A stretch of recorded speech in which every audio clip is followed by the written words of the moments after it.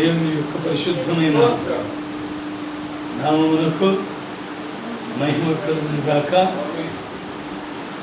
ఈరోజు ముందు చిన్న ప్రార్థన చేసుకుందాం. ప్రభా పరిశుద్ధుడా, మీ పాదములకు స్తోత్రములు. ఈ దినములందు తండ్రి, మేము మీ సన్నిధానంలో సమకూడి ఉన్నాము. మేము సమకూడిన ఉద్దేశము మీకు తెలియను. మేము మంచి ఉద్దేశంతో సమకూడాము. మీరు మాకు అన్నీ బయలుపరుస్తారు. ఈ దినమునందు కావలసిన ఆలోచనలు, ఈ దినమునందు మాకు కావలసిన తండ్రి వాక్యములు మీరే బయలుపరచండి. మేము వాటిని పాటించి ప్రభువా వాటి ప్రకారం జీవించి ప్రభువు మీ చిత్తం ఏమై ఉన్నదో అది మాత్రం మేము ఎరిగి జీవించుటకు మీరు మాకు సహాయం చేయండి. దీవెన కర్మగా మార్చు. అందరినీ మీ వాక్కుల చేత ఆదరించు. అందరినీ మీ ప్రేమ చేత ఆవరించు. అందరినీ ప్రభువా మీ కృపను ఆవరింపజేసి మీ రాజ్యములు కనబడుట కొరకై మీరే సహాయం చేయమని యేసు నామమున వేడుకుంటున్నాము తండ్రి, ఆమేన్. అందరము సరిగా కూర్చుందాం. దేవుని యొక్క పరిశుద్ధమైన నామమునకు మహిమ కలుగును గాక.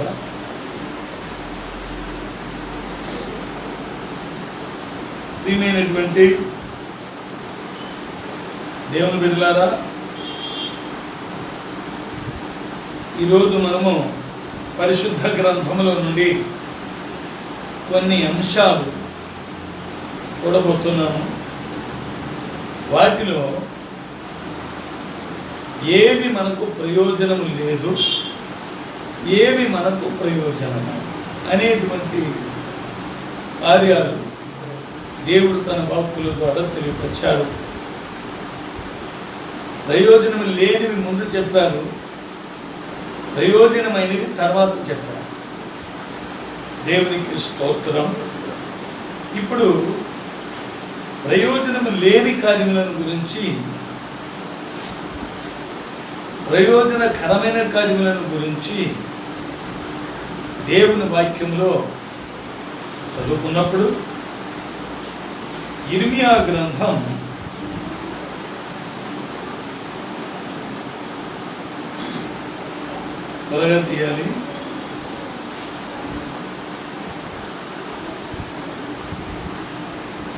9 చేసి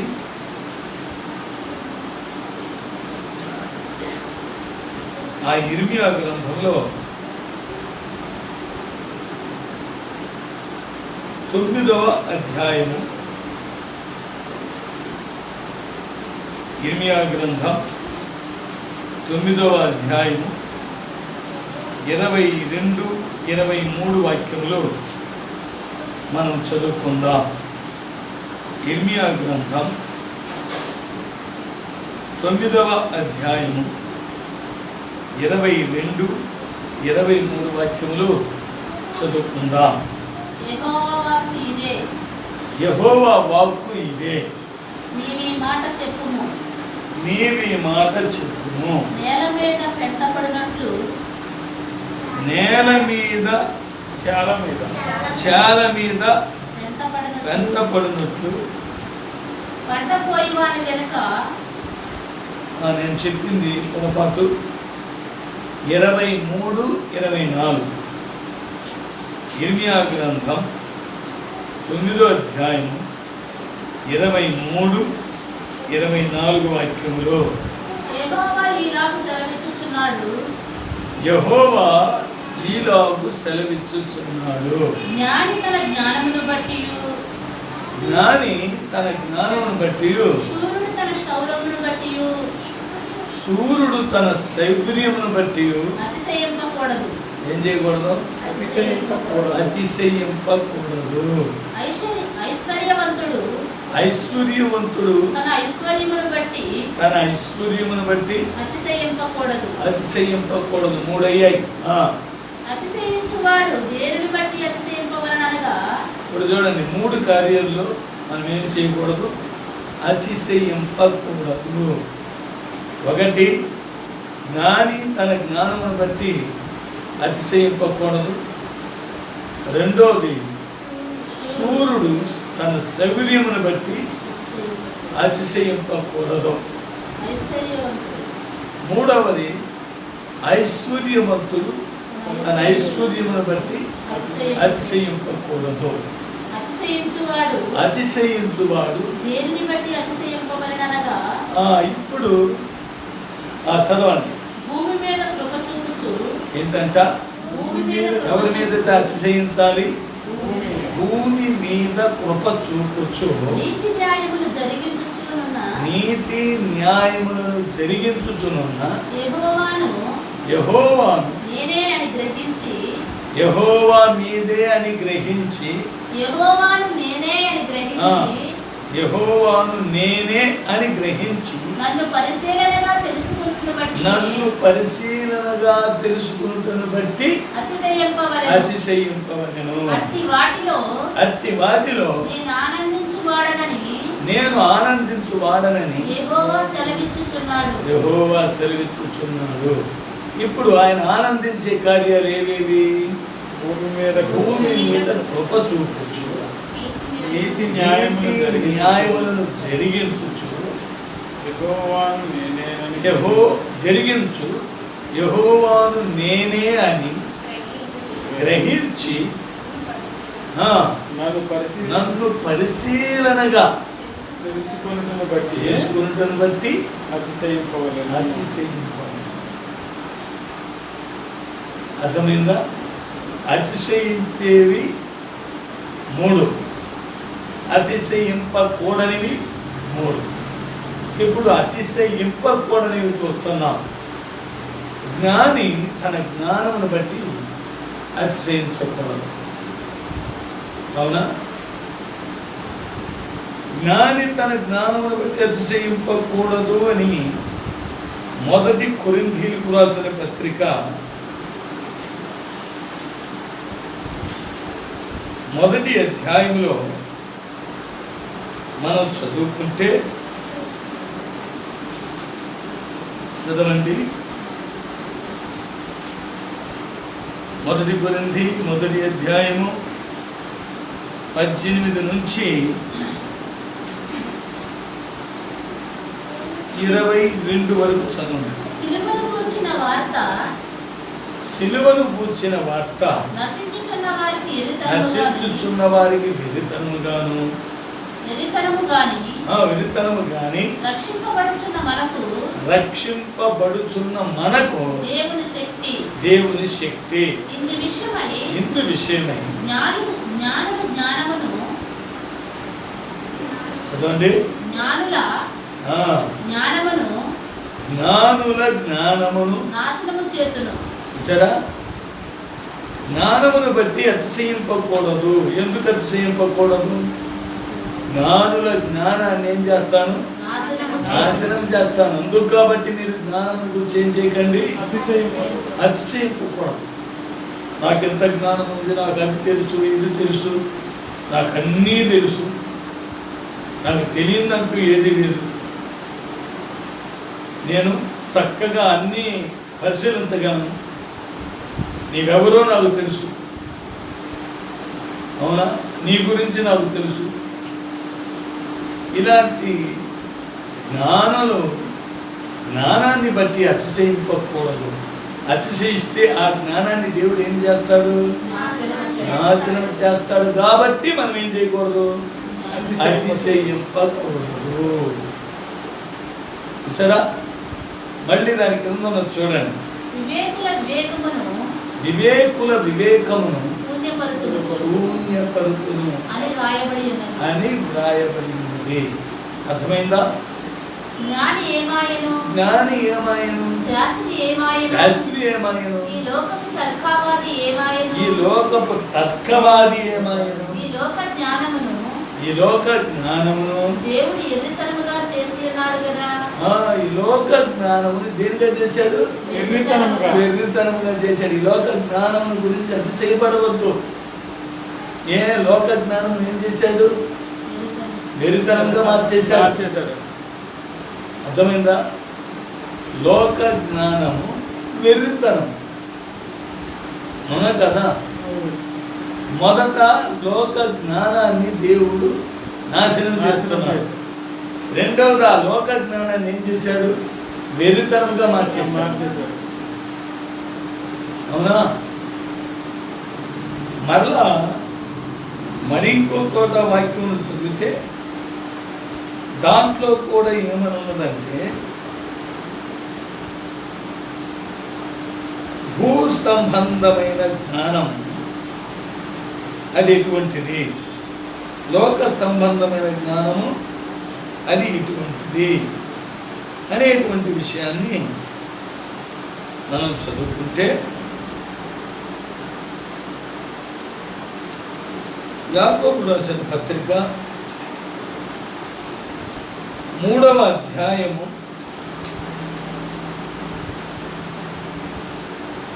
12వ వాక్యం నుండి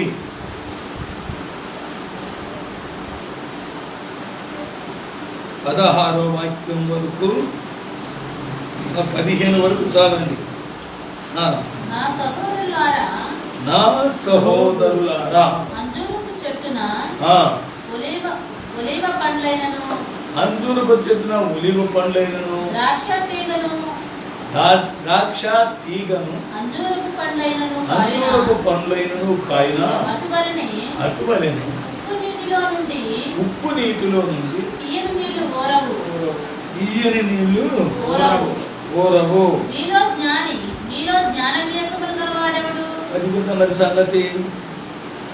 మీలో జ్ఞాన వివేకములు గలవాడెవడు? వాడు జ్ఞానముతో కూడిన సాత్వికము గలవాడై తన యోగ్య ప్రవర్తన వలన తన క్రియలను కనుపరచవలెను. తన యోగ్య ప్రవర్తన వలన తన క్రియలను కనుపరచబడును. అయితే మీ హృదయములలో సహింపవలనని కాని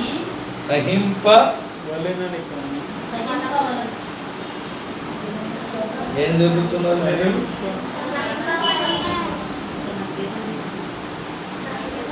సహింపనలవి కాని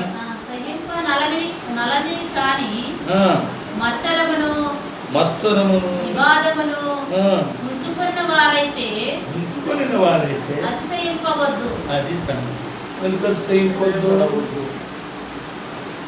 అతిశయము దేనికి? జ్ఞానమును బట్టి అతిశయింపకూడదు. ఎందుకు?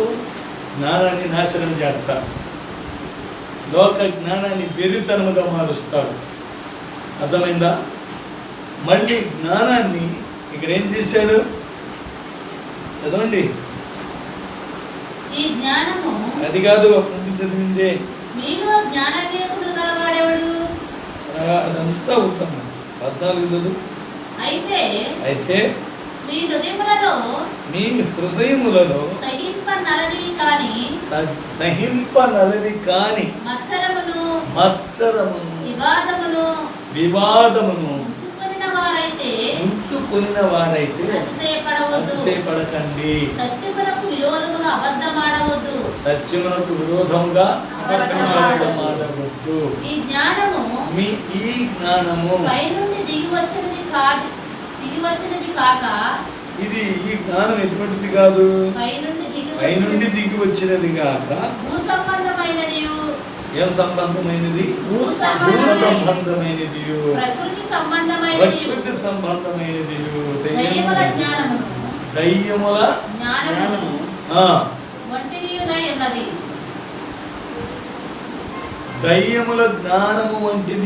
ఉన్నది. అర్థమైందా? ఎటువంటి దయ్యం ఉన్నది?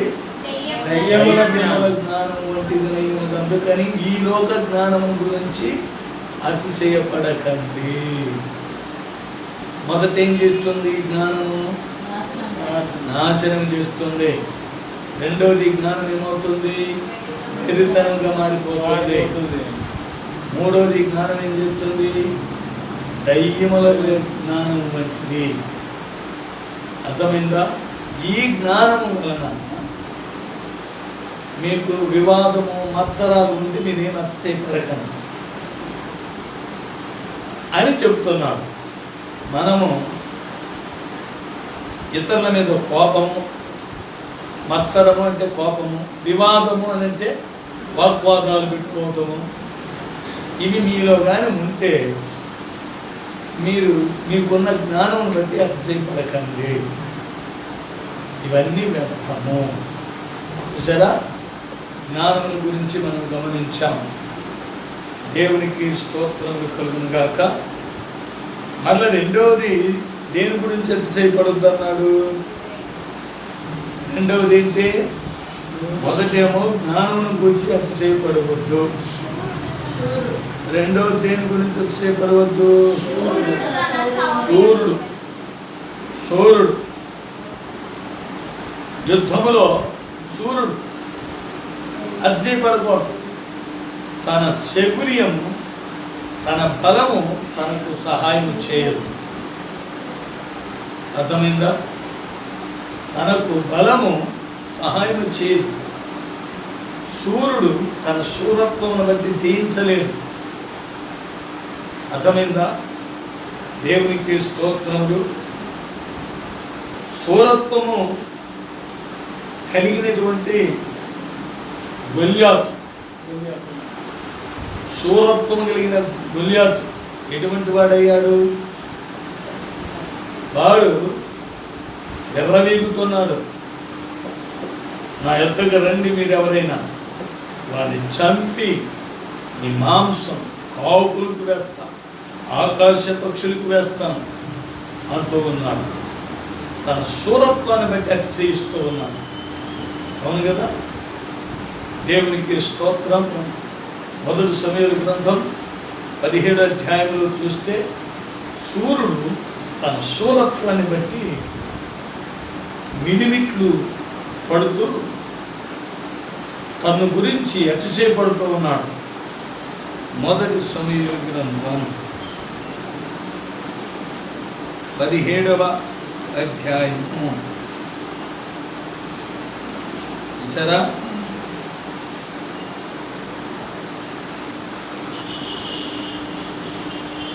గొల్యాతు తాను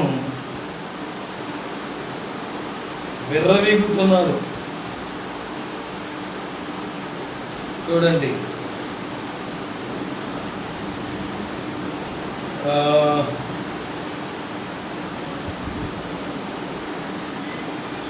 చూడండి 28 నుంచి క్రిందికి చదువుకుంటుందండి. ఏంటంటే 17వ అధ్యాయం 28 నుంచి క్రిందికి. అతడు వారితో మాట్లాడినది అతని పెద్దన్నయ్యకు ఎలియాబునకు వినబడగా, ఎలియాబునకు దావీదు మీద కోపం వచ్చి అతనితో నీవిక్కడి ఎందుకు వచ్చితివి? అరణ్యములోని ఆ చిన్న గొర్రె మందను ఎవరి వశము చేసితివి? నీ గర్వమును నీ హృదయపు చెడుతనమును నేను ఎరుగుదును. యుద్ధము చూచుటికే కదా నీవు వచ్చితివి అనెను. అందుకు దావీదు, నేనేమి చేసి తిని మాట మాటము పలికిదనని చెప్పి అతని యొద్ద నుండి తిరిగి మరి ఒకని ఆ ప్రకారమే అడుగుగా, జనులు వానికి అదే ప్రకారం ప్రత్యుత్తరమిచ్చింది. దావీదు చెప్పిన మాటలు నలుగురికి తెలియగా జనులు ఆ సంగతి సౌలుతో తెలియజెప్పి గనుక అతడు దావీదును పిలువనంపెను. ఆ పిలుపుని బట్టి ఎవరి మనసును కృంగ నిమిత్తము లేదు. మీ దాసుడనైన నేను వారితో మాట్లాడను.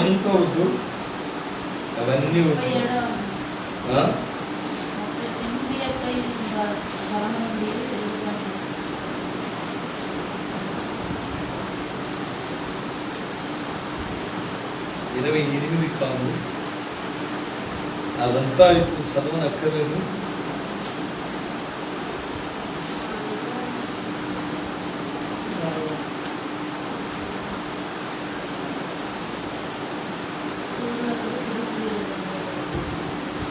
4లో చూడండి. ఆ? 4వ వచనంలో. 4వ వాక్యం.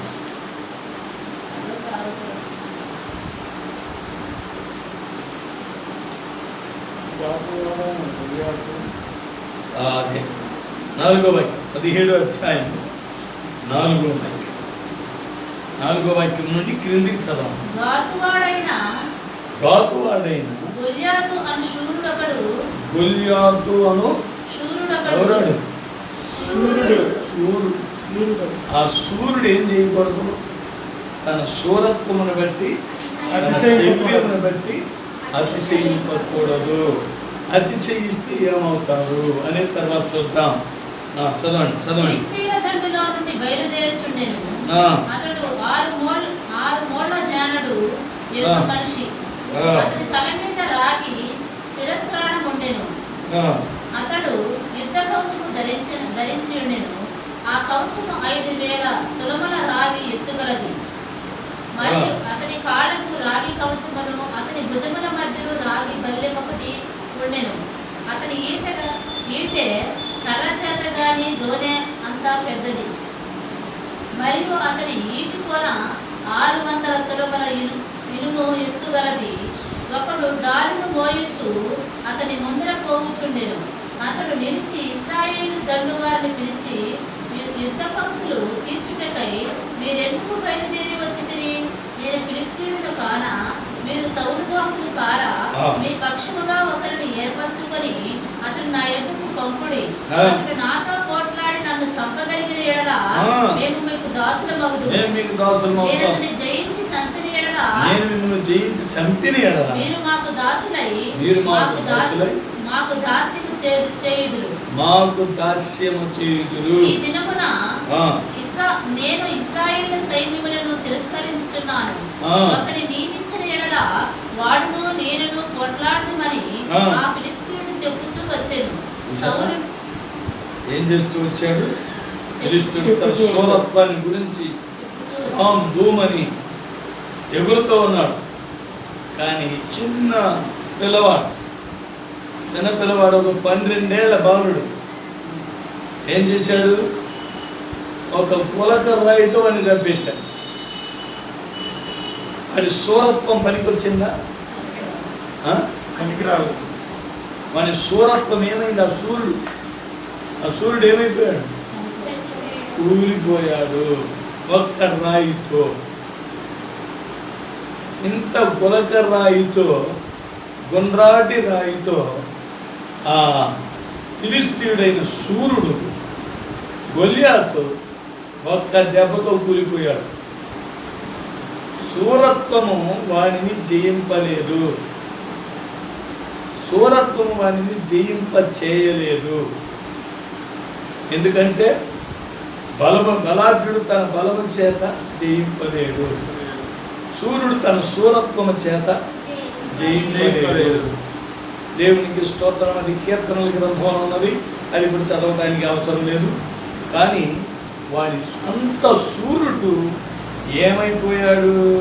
ఆ మొదటి సమయాల గ్రంథంలోని ఆ 17వ అధ్యాయంలోని మనం చూస్తే, ఆ 17వ అధ్యాయంలో ఒక్క గుండ్రాటి రాయితో ఒక్క దెబ్బతో కూల్చేశాడు. చూసారా? అందుకే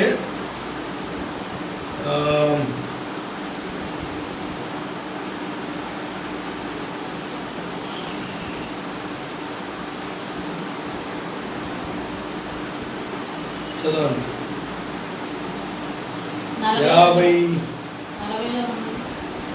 40 నుండా ఏరుకుందంత అక్కర్లేదు, కొట్టాడు. అదే 54 నుంచి చదవండి. అయితే దావీదు ఆ ఫిలిష్తీయుని ఆయుధములను తన డేరాలో ఉంచుకొని అతని తలను తీసుకొని యెరూషలేమునకు వచ్చెను. అవి కదమ్మా 47 నుంచి చదవండి. అప్పుడు యెహోవా కత్తి చేతను ఈటి చేతను రక్షించుకొనుటకు పలికించువాడు కాడు. అందుకు ఆ సోరత్వం అనేది మనకేం చేయదు, పనికిరాదు. నా దగ్గర కత్తి ఉంది, నా దగ్గర ఈట ఉంది, చంపేస్తాను, తల నరికేస్తాను, చంపి వాడి దేహాన్ని ఆకాశ పక్షులకు ఆహారంగా పెడతాను అని అతిశయించిన సూర్యుడు ఏమైపోయాడు?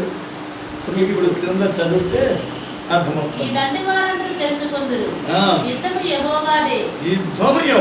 హల్లెలూయా. సరా ఎవరిది యుద్ధము? యుద్ధము యెహోవాది. ఆయన మిమ్మల్ని మా చేతికి అప్పగించునని చెప్పాను. ఆ ఫిలిష్తీయుడు లేచి దావీదును కలియుటకై అతనికి ఎదురుపోగా దావీదు వారిని ఎదుర్కొనుటకు సైన్యము తట్టు త్వరగా పరిగెత్తిపోయి తన సంచిలో చెయ్యి వేసి అందులో నుండి రాయి ఒకటి తీసి ఒడిసెలతో విసిరి ఆ ఫిలిష్తీయుని నుదుట కొట్టెను. ఆ రాయి వారి నుదుట చొచ్చినందున వాడు నేరన బోర్లా పడెను. ఎందుకు? ఎంత సూర్యుడు, ఎంత యుద్ధ నైపుణ్యం కలిగిన వాడు, చేతిలో కత్తి ఉంది, ఈట ఉంది, వాడితో జయించలేడా? ఏమనుందా కదా, కత్తి చేతను ఈట చేతను రక్షించువాడు కాడు. కనుక ఆయన ఎలా రక్షిస్తాడు? ఆయన కృప చేత రక్షిస్తాడు. దేవునికి స్తోత్రం. ఎందుకంటే ఆయన కృప చేతనే రక్షిస్తాడని 1 కొరింథీయులకు రాసిన పత్రిక 1 కొరింథీయులు కదా, అపోస్తలుల కార్యములు 15వ అధ్యాయము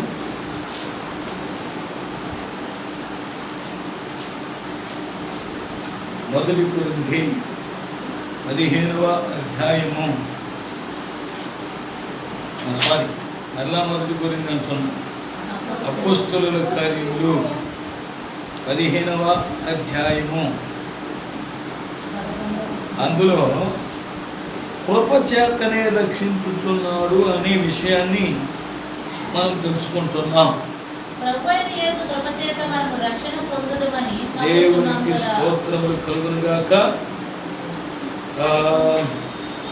9వ వాక్యం నుండి చదవండి. 15వ అధ్యాయము 9వ వాక్యం నుండి ఎందుకు చదువుకుంటూ రండి. వారి హృదయములను విశ్వాసము వలన పవిత్రపరచి మనకును వారికిని ఏ భేదమైనను కనపరచలేదు.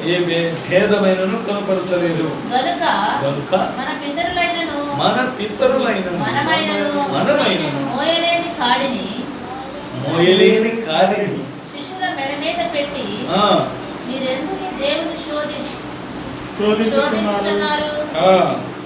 ప్రభువైన యేసు కృప చేత మనము రక్షణ పొందుదామని, ప్రభువైన యేసు కృప చేతనే మనము రక్షణ పొందుదామని నమ్ముచున్నాము కదా. అలాగే వారును రక్షణ పొందుదురు అనెను. దేవునికి స్తోత్రములు. చూసారా, ఇప్పుడు భూమి మీద కృప చూపుచూ ఉన్న ఆ విషయాన్ని మళ్ళీ తర్వాత చూద్దాం. ఈ సూర్యుడు ఏమయ్యాడు? సూరత్వమును బట్టి అతిశయించకూడదు అన్నాడే. మరి సూర్యుడు ఏమయ్యాడు? బోర్ల పడ్డాడు. కత్తి రక్షించిందా? ఈట రక్షించిందా? ఏమీ లేదు. ఒక గుండ్రాటి రాయి చేత నుదుట కొడితే వాడు బోర్ల పడిపోయాడు. వాడి సూరత్వం అంతా శూన్యమైపోయింది.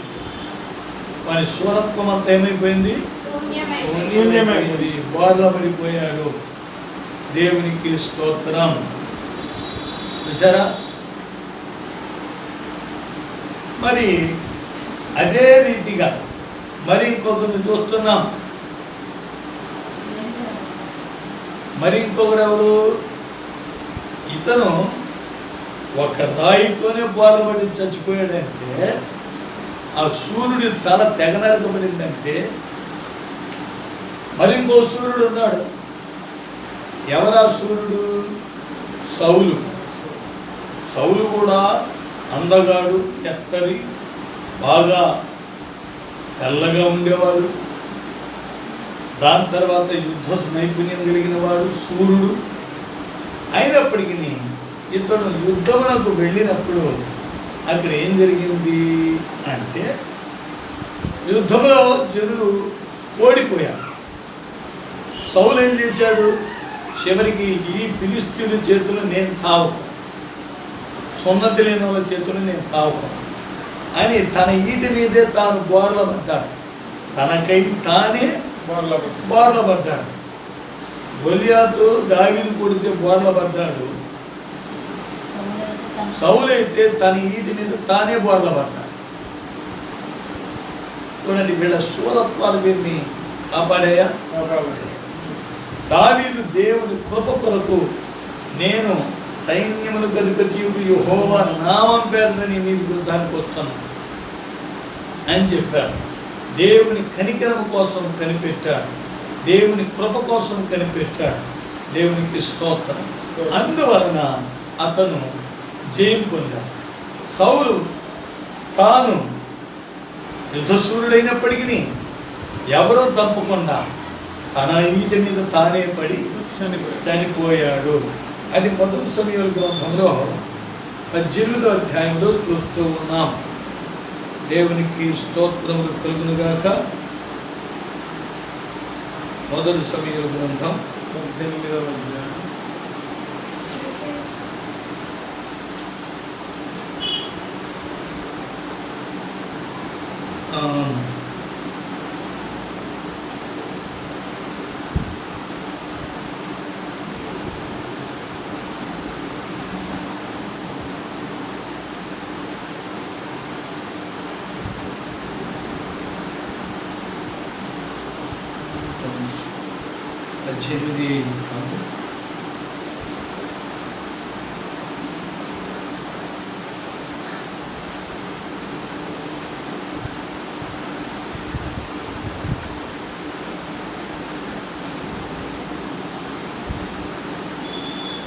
ఎందుకంటే సౌలు యొక్క జీవితము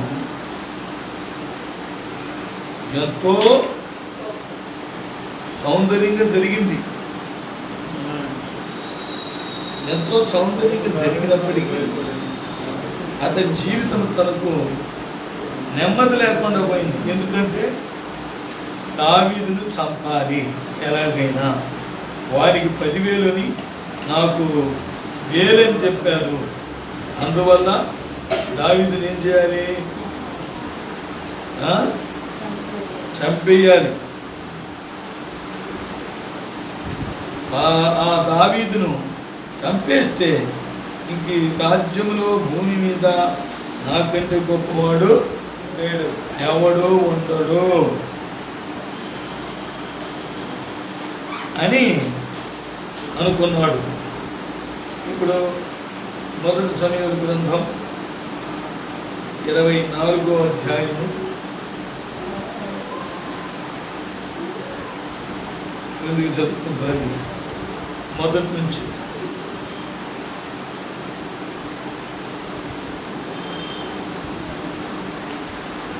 చదవండమ్మా. 24వ అధ్యాయం మొదటి సమయాల గ్రంథం 24వ అధ్యాయము మొదటి నుండి.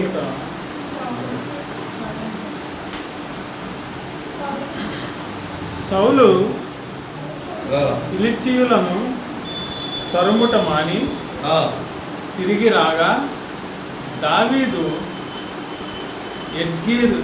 ఎడ్గేది అరణ్యమందున్నాడని అతనికి వర్తమానము వచ్చెను. అప్పుడు సౌలు ఇశ్రాయేలీయులందరిలో నుండి 3,000 మందిని ఏర్పరచుకొని వచ్చి కొండ మేకలను వాసములకు శీలా పర్వతముల మీద దావీదును అతని జనులను వెదకుటకై బయలుదేరెను. మార్గమున నున్న గొర్రె దొడ్లకు అతడు రాగా అక్కడ గుహ ఒకటి కనబడెను. అందులో సౌలు సంకాని వర్తికి పోగా దావీదును అతని జనులను ఆ గుహ లోపలి భాగములలో ఉండిరి.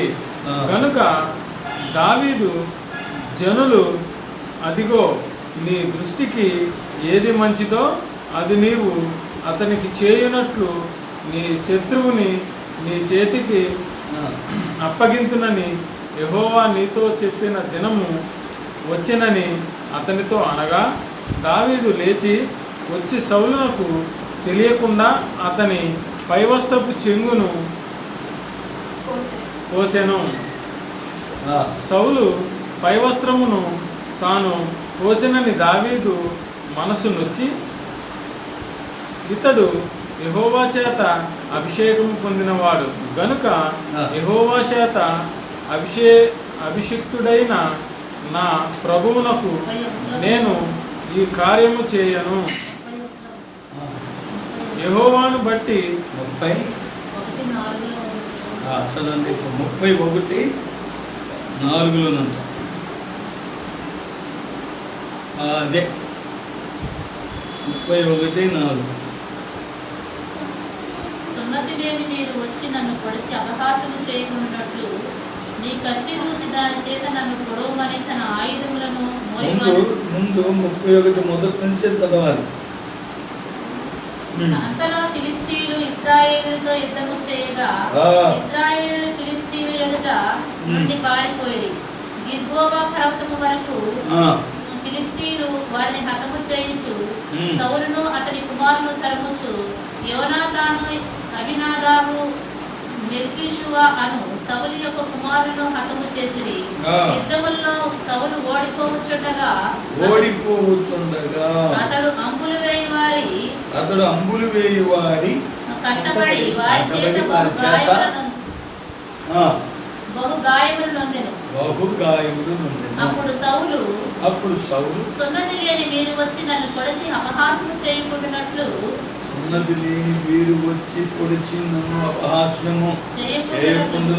నీ కత్తి దూసి దాని చేత నన్ను పొడవమని తన ఆయుధములను మోయవానితో చెప్పగా అతడు భయము చేత అలాగు చేయనొల్లకుండెను. గనుక సౌలు తన కత్తి పట్టుకొని దాని మీద పడెను. సౌలు కత్తి పట్టుకొని దాని మీద పడాడు. ఎట్ట పడ్డాడు? అర్థమైందా? మరి వీడి శూరత్వం ఏమైంది? సూర్యుడు తన శూరత్వమును బట్టి అతిశయింపకూడదు. సరే, మనందరికీ తెలిసిన రీతిగా బాక్సింగ్లో మైక్ టైసన్ అని అతను మంచి పేరుంది ప్రపంచమంతా. అతను బాక్సింగ్లో దిగాడంటే ఇలాగే గుద్దేస్తుంటాడు.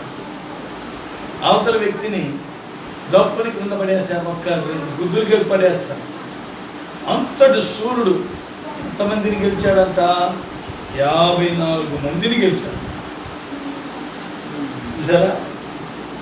మైక్ టైసన్ ఎంతమందిని గెలిచాడు? 54 మందిని గెలిచాడు. తన శూరత్వాన్ని పెట్టి 54 మందిని గెలిచాడు. చివరికి ఏమయ్యాడు? హోలీ ఫీల్డ్ అనే వాని చేతిలో 2 దెబ్బలకే పడిపోయాడు. చూసారా? వాడి శూరత్వం ఏమైంది? వాడి బలం ఏమైంది? బలం మీద, శూరత్వం మీద, కత్తి మీద, ఈట మీద మనము నమ్మకం ఉంచకూడదు. అవి మనల్ని జయింపచేయలేవు. ఏవి మనల్ని జయింపజేస్తాయి? యెహోవా. యుద్ధము యెహోవాకే. అక్కడ అతని శూరత్వము పనిచేయలేదు, పోయింది. తన శూరత్వం చేత ఓడిపోయాడు. శూరత్వం చేత గెలవాలి కానీ శూరత్వం చేత ఇక్కడ ఓడిపోయాడు. అవునా?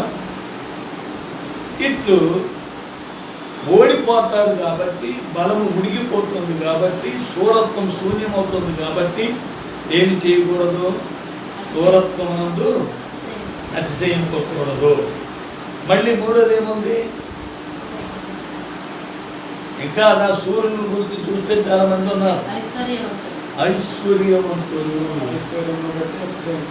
ఇప్పుడు ఐశ్వర్యవంతులు ఐశ్వర్యమును బట్టి అతిశయింపకూడదు. ఎందుకని అతిశయింపకూడదు? ఐశ్వర్యవంతులు నాకు అన్నీ ఉన్నాయి, నాకు ఏమీ లేకుండా ఏమీ లేవు, నాకు సమస్తం ఉన్నాయి. వాడు ఎంత ఆస్తి ఉన్నా, ఎంత డబ్బు ఉన్నా, ఎంత బంగారం ఉన్నా, ఎన్ని పొలాలు ఉన్నా, ఎన్ని కర్మాగారాలు ఉన్నా, వాడు తినే అన్నం ఎంత? ఒక పూటకి తినే అన్నం ఎంత? మొత్తం బొబ్బుకోడు కదా, పట్టెడన్నం తింటారు. అంతేనా? ఎన్ని పూటలు తిన్నా పట్టెడే. మరి మొత్తం తెచ్చుకొని తినేయగలనా? లేదు. అందుకని అతిశయించుట, ధన సమృద్ధి ఏం చేయకూడదు? అతిశయించకూడదు. దానిని గురించి మనం లూకా సువార్తలో చదివితే ఆ ధనం ఏమవుతుంది? ధనం ఉండదు కదా. ధనముల గురించి మనం చదివితే చాలా ఉన్నాయి, కానీ ఆ ధనము గురించి మనము అతిశయింపకూడదు. ధనవంతుడు తన ధన సమృద్ధిని గురించి అతిశయింపకూడదు. దేవునికి స్తోత్రములు కలుగునుగాక.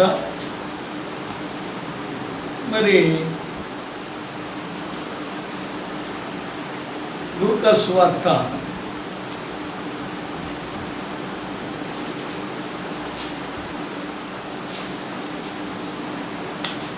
12వ అధ్యాయంలోకి వచ్చినట్లయితే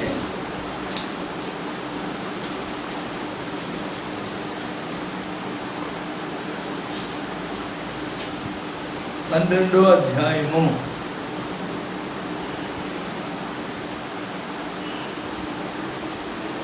13వ వాక్యము నుండి చదువుకుంటూ రండి. జన సమూహములో ఒకడు బోధకుడా పిత్రార్జితములో నాకు పాలు పంచి పెట్టవలనని నా సహోదరునితో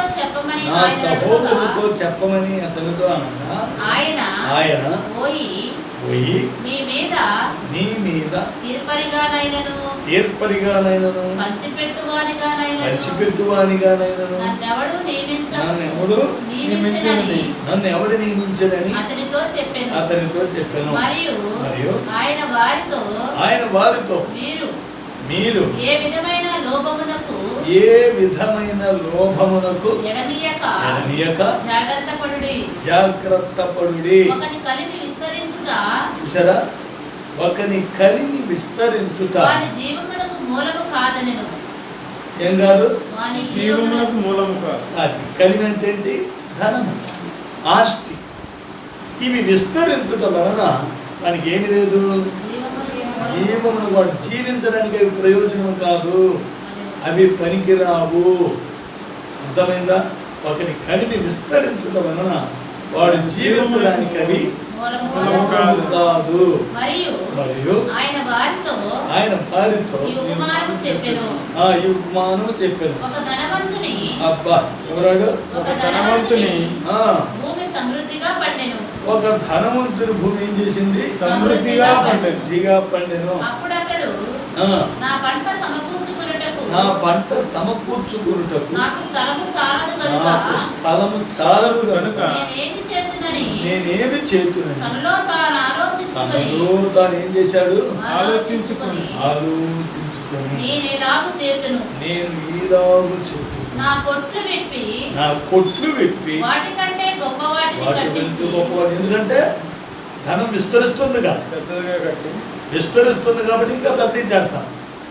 అందులో నా ధాన్యమంతటిని నా ఆస్తిని సమకూర్చుకుని నా ప్రాణముతో ప్రాణమా అనేక సంవత్సరములకు 1 సంవత్సరం కాదు, 2 సంవత్సరాలు కాదు, ఎన్ని సంవత్సరాలకు? అనేక అనేక సంవత్సరములకు విస్తారమైన ఆస్తి నీకు సమకూర్చబడి ఉన్నది. నీకు సమకూర్చబడినది. ఎవరి కోసం?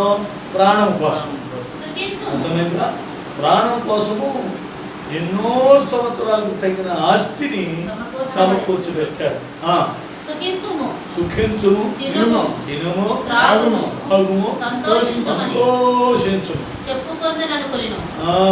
అయితే అయితే దేవుడు దేవుడు వెర్రివాడా, ఎవడయ్యాడు? వెర్రివాడా, ఎవరాడు వెర్రివాడు? ధనవంతుడు.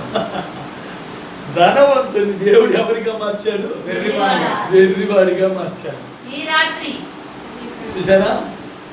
ధనము విస్తరించడం వల్ల వాని జీవమునకు కలిమి విస్తరించడం వల్ల జీవమునకు మూలము కాదు. మరి ధనము సమకూర్చుకొని పెద్ద పెద్దవి కట్టడం వల్ల వాడు ఎవరంట? వెర్రివాడు.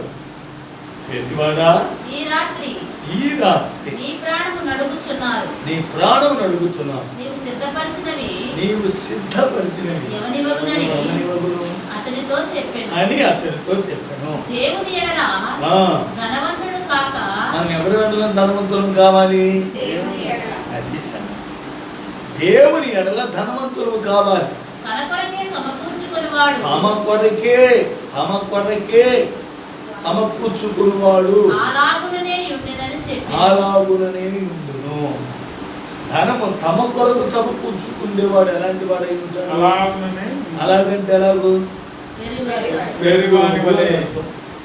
అర్థమైందా? ఎవరాడు? వెర్రివాడు. ధనమును గురించి ఏం చేయకూడదు మనము? అతిశయించకూడదు. ఇప్పటికి 3 చూసాం.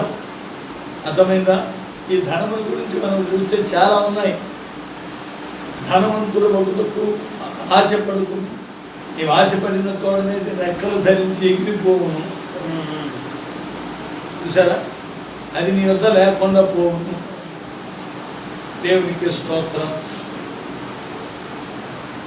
చూసారా? అంటే లోకరీతిగా ధనవంతులు ప్రాణాన్ని కాపాడుకోవాలని ధనవంతులు అవ్వాలనుకునేవాళ్ళు దేవుని నిమిత్తము దేవుని పని కోసం సమకూర్చే డబ్బు దేవుందే కదా. దేవుని కోసం సమకూరుస్తారు. వాళ్ళు ఇచ్చిన కానుకలు వీళ్ళు ఇచ్చిన కానుకలు తీసి దాచిపెడతారు. ఏదన్నా కట్టిద్దాం, ఏదన్నా చేద్దామని. వాడికి పనులు కూడా నియమించారు. ఇటుకని, ఇసుకని, ఇనుముకని, సిమెంట్ కని నియమించేశారు. వాళ్ళు తెచ్చేది ఆలస్యం చేశారు. అయ్యేపోయింది. దేవునికి స్తోత్రం. చూడండి, ఆయన సొమ్మే ఎలా అప్పగిస్తుంటే మరి లోకస్తుల సొమ్ము ఎలా ఉంటుంది? లోకస్తుల సొమ్ముని ఏం చేస్తాడు దేవుడు? నేను నిజంగా వాటిలో రూపాయి కూడా వ్యర్థం చేయకూడదు అనుకున్నాను. అంతా దేవుని పని కోసమే వాడు. అప్పటికే మట్టి తోలించేసా. తర్వాత గదులు కడదామని కొద్దిగా డబ్బు ఎక్కువేం కాదు. నేను అంటే అది కొద్దిగా అంటారు. 1,20,000 ఉంటాయి. అవి దేవుడు నా యొద్ద నుండి పోయేటట్టు చేశాడు. ఆ దేవుని పనివి. దేవుడే పోగొట్టుకున్నప్పుడు నాకేం పోయింది? అవునా కదా? నేను ఎందుకు దిగులు పడాలి? అది ఆయన పనికి, ఆయన మందిరానికి, ఆయన మందిరంలో పని చేయించడానికి ఉంచిన డబ్బు వచ్చింది. అందరు కానుకలు ఇచ్చారు, అవి దాచాను, అయిపోయాయి. మరి దానికి నన్ను ఏం చేయమంటారు? అది దేవుడు చూసుకుంటాడు. దేవునికి స్తోత్రం. కానీ కొద్దిగా బాధపడ్డాను, పేద ప్రజలు ఇచ్చింది అని. దేవునికి స్తోత్రం. మనం ప్రార్థన చేస్తున్నాం, ప్రార్థనలు దేవుడు సహాయం చేస్తాడు. ఓకే. ఇప్పుడు ధనవంతులు ఇంతకంటే కోట్లు కోట్లు కోట్లు కోట్లు ఉన్నాయి. చూసారా? వాళ్ళకు తృప్తి ఉండదు. మనం ఏదో రూపాయి జాగ్రత్త చేసి వాటిని కూడా పెడితే అవి ఎవడో పట్టుకుపోయాడు. వీళ్ళు కోట్లు దాచుకుంటున్నారు. మరి అవి దేవుడు ఏం చేస్తున్నాడు? అన్ని రేపు బెర్రోడా, ఇవన్నీ కూడబెట్టుకోవడం బెర్రినా నీకు? ఇవన్నీ ఏమవుతాయి? ఒక రోజు అవి అక్కడే ఉంటాయి, నీవు ఉండవు. చూసారా, ఆస్తి పరుడు ఆస్తిని సమకూర్చి పెడతాడు కానీ వాడు ఉండడు. అవునా కదా?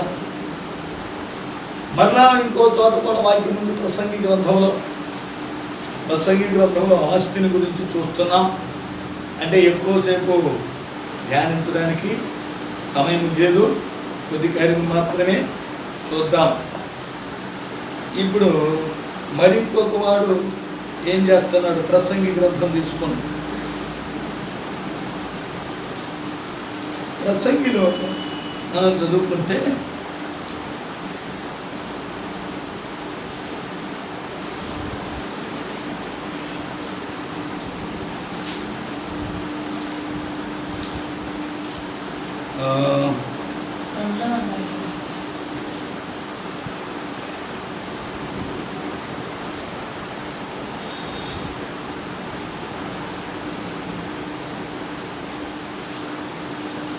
గొప్ప ఇండ్లు కట్టించుకున్నాను ద్రాక్ష తోట అదేనండి. అవి కానీ కాదు. ఏంటంటే ఒకరికి ఆస్తి విస్తారంగా ఉంది,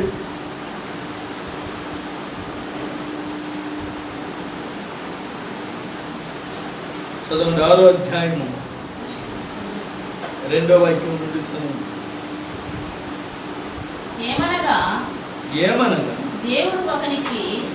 దేవుడు ఒకనికి ధనధాన్య సమృద్ధిని ఏమిచ్చాడు? ధనధాన్య సమృద్ధిని. ధనం ఉంది, ధాన్యము ఉంది. ధన ధాన్య సమృద్ధి అంటే వాడికి ఏది కొరత లేదు. ధనధాన్య సమృద్ధి ఘనతను అనుగ్రహించును. అతడు ఏమి కోరినను అది అతనికి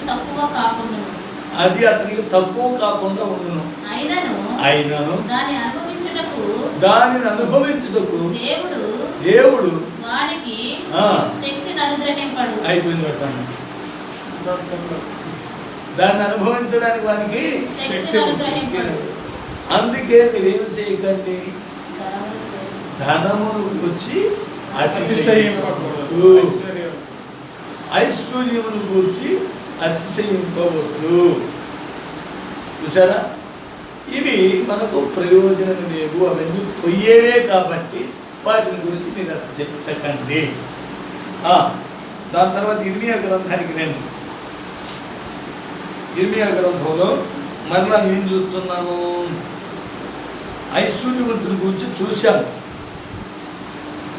ఐశ్వర్యవంతుడు తన ఐశ్వర్యమును బట్టి అతిశయింపకూడదు. అతిశయించువాడు దేనిని బట్టి అతిశయింపవలనగా, అతిశయించేవాడు దేనిని బట్టి అతిశయింపవలను అనగా, చదవండి. భూమి మీద కృప చూపుచు నీతి న్యాయములు జరిగించుచున్న యెహోవాను నేనే అని గ్రహించి నన్ను పరిశీలనగా తెలుసుకునుడు బట్టి అతిశయింపవలెను. హల్లెలూయా.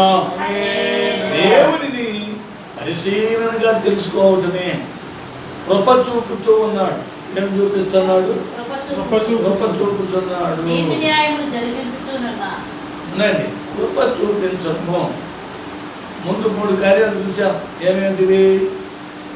ఒకటి జ్ఞానమును బట్టి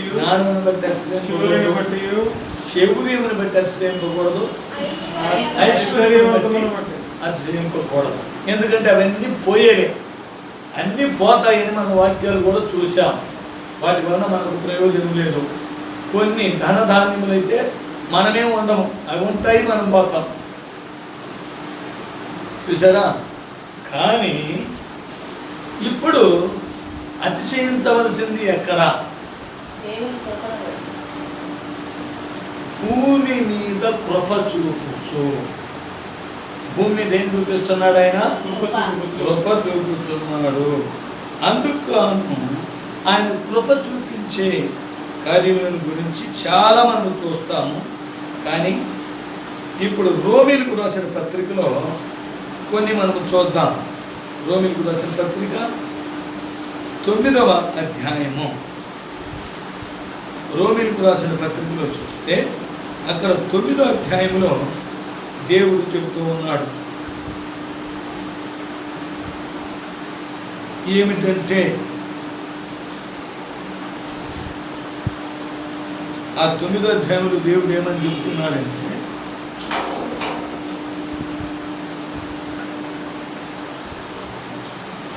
చదువుకుందామా? చదవండి. 14వ వాక్యం నుండి.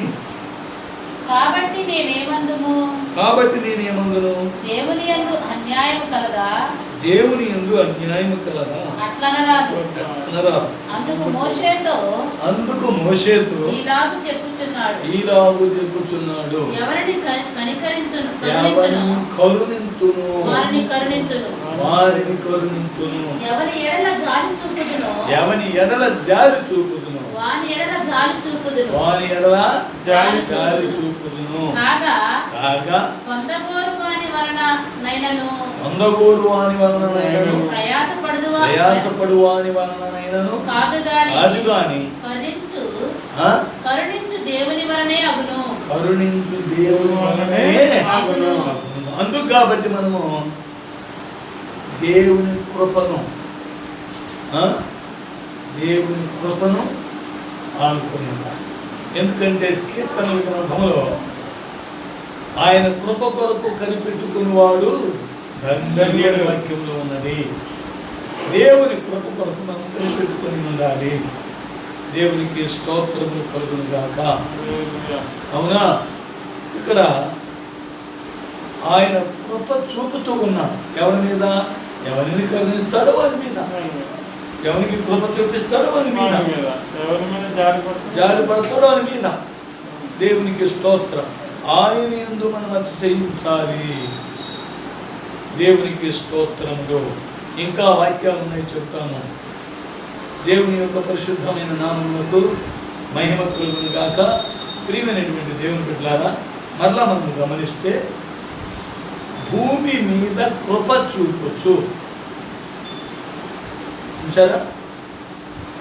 దేవునికి స్తోత్రం. మరలా దాని గురించి మనము గమనిస్తే పరిశుద్ధ గ్రంథంలో అనేక కార్యాలు అనేక చోట్ల ఆయన కృప చూపించినట్టు మనం చూస్తూ ఉన్నాం. దేవునికి స్తోత్రములు. యోనా గ్రంథానికి వస్తే అక్కడ కూడా దేవుడు కృప చూపించినట్టు మనం చూస్తున్నాం. దేవునికి స్తోత్రములు.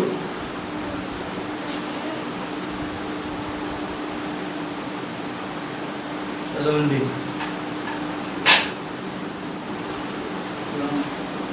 యోనా గ్రంథం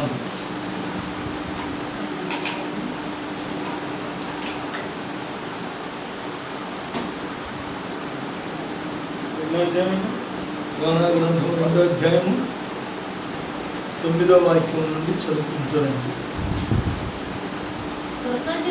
కృతజ్ఞతాస్తుతులు చెల్లించి నేను నీకు బలులను అర్పించును, నేను మొక్కుబడులను చెల్లింపక మానను. యెహోవా యొద్దనే రక్షణ దొరుకును. ఎక్కడ దొరుకుతుంది? యెహోవా యొద్దనే రక్షణ దొరుకును అని ప్రార్థించెను.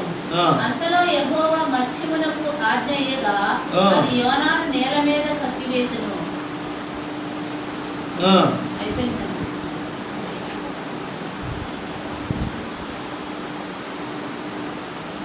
అంటే నినివే వారు ఉపవాసం ఉండి మూడులో ఉన్నారు.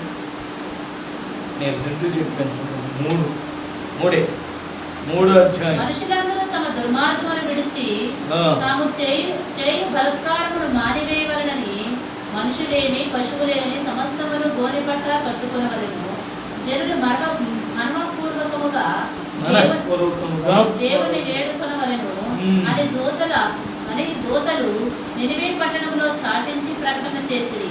ఈ నినివే వారు తమ చెడు నడతలు మానుకొనగా వారు చేయించున్న క్రియలను దేవుడు చూచి పశ్చాత్తాపుడై వారికి చేయుదునని తాను మాట ఇచ్చిన కీడు చేయక మానెను.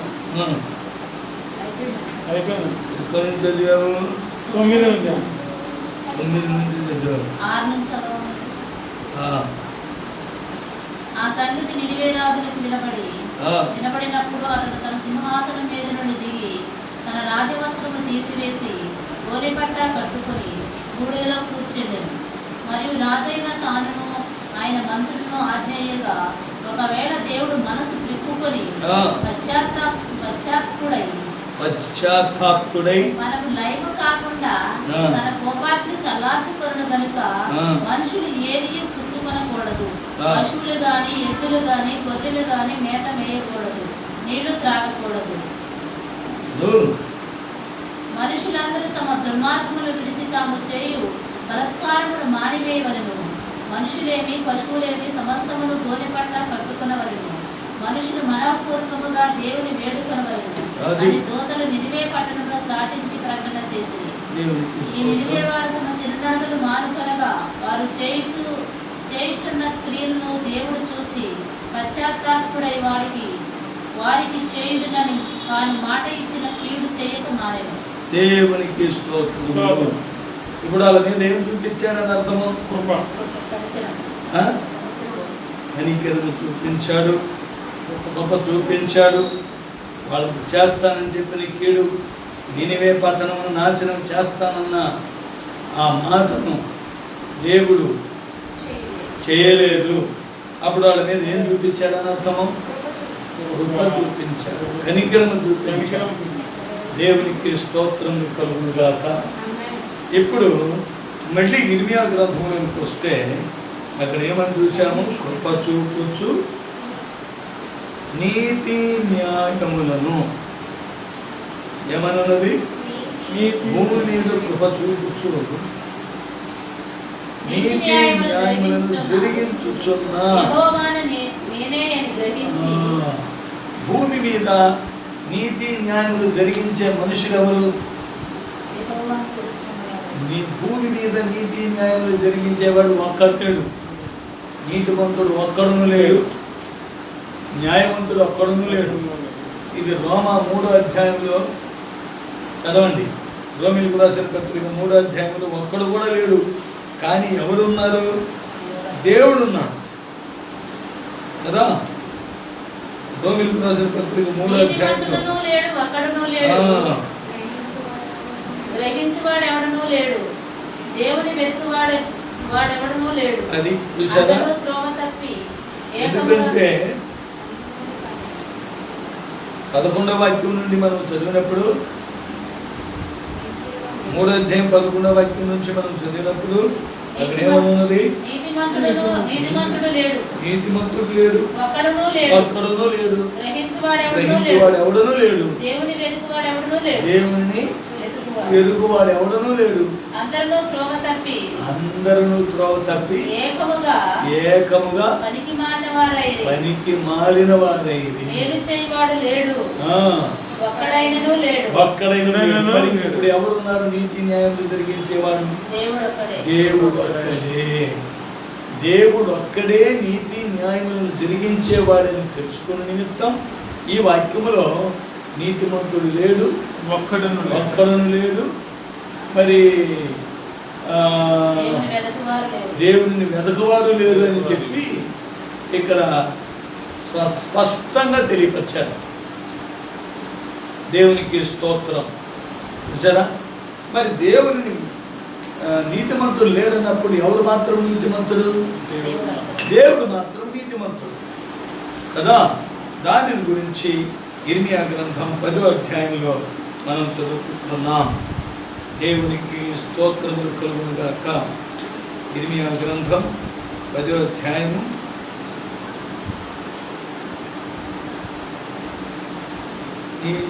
ఆయన నీతిని జరిగించువాడు, న్యాయములను జరిగించువాడు. చదవండి, 10వ వాక్యం నుండి చదవండి. యెహోవాయే నిజమైన దేవుడు, ఆయనే జీవము గల దేవుడు, సదాకాలము ఆయనే రాజు. ఆయన ఉగ్రతకు భూమి కంపించెను, జనములు ఆయన కోపమును సహింపలేవు. మీరు వారితో ఇలాగ చెప్పవలెను, ఆకాశమును భూమిని సృష్టింపని ఈ దేవతలు భూమి మీద నుండకుండాను ఆకాశము క్రింద నుండకుండాను నశించును. ఆయన తన బలము చేత భూమిని సృష్టించెను, తన జ్ఞానము చేత ప్రపంచమును స్థాపించెను, తన ప్రజ్ఞ చేత ఆకాశమును విశాలపరచెను. ఆయన ఆజ్ఞేయగా జలరాశులు ఆకాశ మండలములో పుట్టెను. భూమి అంత భాగములలో నుండి ఆయన ఆవిరి ఎక్కజేయును. వర్షము కలుగునట్లుగా ఆయన మెరుపులు పుట్టించెను. తన ధనాధారములలో నుండి గాలిని రావించును.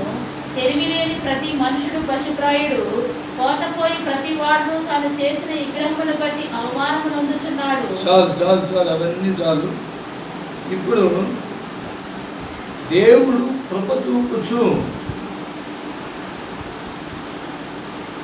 నీతి న్యాయములను జరిగించుచున్నాడు అని మనం దీంట్లో చూస్తున్నాం. అవును కదా? నీతి న్యాయములను జరిగించుచున్నాడు, నీతిగా పాలన చేయుచున్నాడు అని చూస్తూ ఉన్నాం. దేవునికి స్తోత్రములు. ఇక్కడ ఏమని చదివాము? యెహోవాయే నిజమైన దేవుడు, ఆయన జీవము గల దేవుడు, సదాకాలము ఆయనే రాజు. సదాకాలము ఆయనే రాజు. ఆయన ఉగ్రతకు భూమి కంపించును. దేవునికి స్తోత్రం. జనములు ఆయన కోపమును సహింపలేదు. దేవునికి స్తోత్రములు. నీతి న్యాయములు పరిపాలించేవాడు సమముగా చూస్తాడు, అందరినీ సరైన రీతిలో పరిపాలిస్తాడు. అవును కదా? దానిని మనం అపోస్తుల కార్యములో చూస్తే ఆయన సమముగా అందరికీ ఆహారం ఇచ్చి పోషిస్తూ ఉన్నాడు కదా.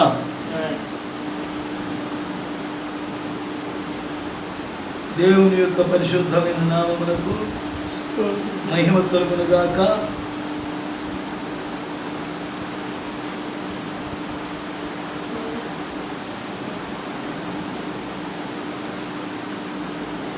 ఎందుకంటే దేవుడు ప్రతి ఒక్కరిని పోషిస్తున్నాడు.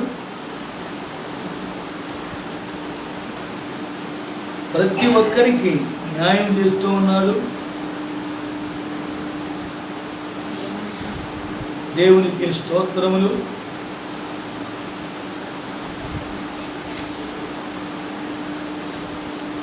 ఇప్పుడు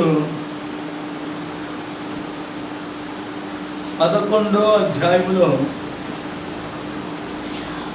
11వ అధ్యాయం 20 నుండి 22 వరకు చదువుకుందాం.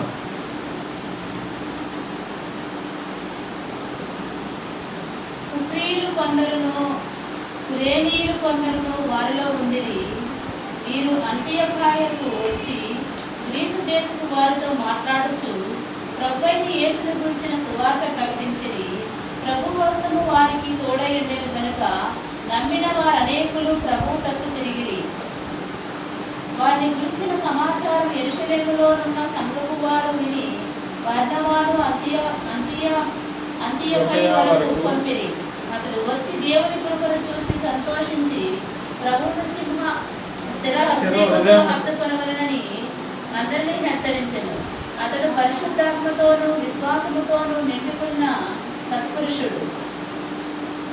అదంతా కాదు, ఇక్కడ ఆయన అందరికీ ఆహారం నుంచి అందరినీ పోషిస్తున్నాడు. ప్రతి జనములకును అని అపోస్తలుల కార్యంలో చదువుకుంటున్నాం. దేవునికి స్తోత్రములు.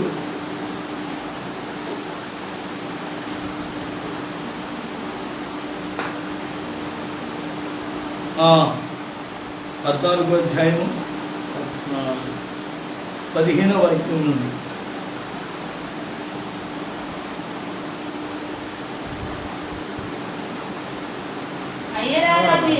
ఇలాగ చేయుచున్నారు.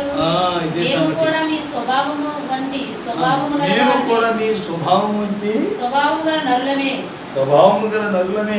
మీరు ఈ వ్యర్థమైన వాటిని విడిచిపెట్టి ఆ, ఆకాశమును భూమిని ఆకాశమును భూమిని సముద్రమును వాటిలో ఉండు సమస్తమును సముద్రములు ఉండు వాటిలో ఉండు సమస్తమును సృజించిన జీవము గల దేవుని వైపు తిరగవలనని జీవము గల దేవుని వైపు తిరగవలనని నీకు సువార్త ప్రకటించుచున్నాము. ఆ, ఆయన గత కాలంలో సమస్త జనములను అది సంగతి. తమ తమ మార్గముల యందు నడవనిచ్చెను.